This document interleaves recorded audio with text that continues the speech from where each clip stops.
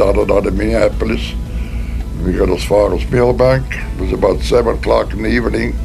We needed some gas and oil. We stopped at the filling station, and there was 3 guys in there. They didn't see a Wisconsin license every day, them days, you know. And then they want to know where we come from, where we go, and we told them the story. They says, and one of them says, "You stay right here, we like to have a cheese factory here." And that was in 1928.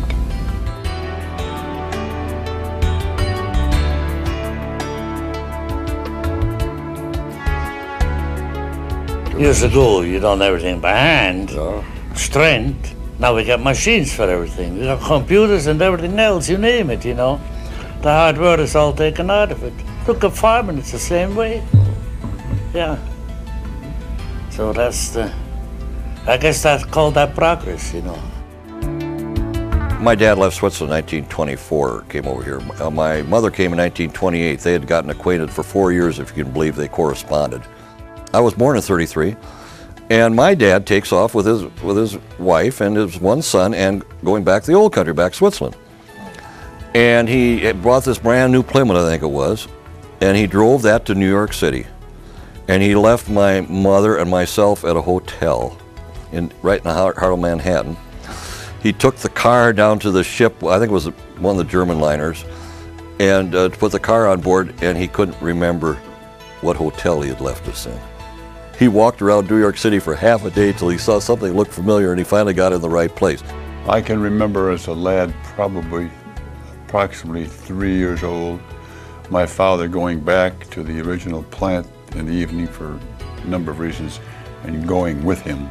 Specifics I don't remember, but I can remember doing that. I do have a memory that the cheese factory was on the other side of the tracks from where we lived. And there was a viaduct. It's still there today. There's a viaduct, you know, for cars to travel underneath. And I remember I got chewed out if I went over the top rail and walking through the viaduct. That's about the gist of.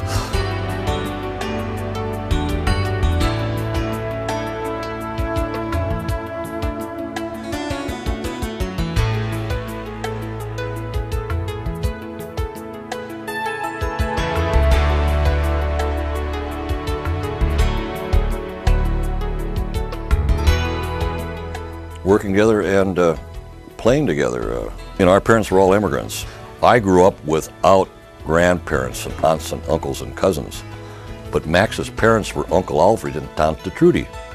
I mean, our 2 families were very close together also. So it was not only working together, it was a social life together also.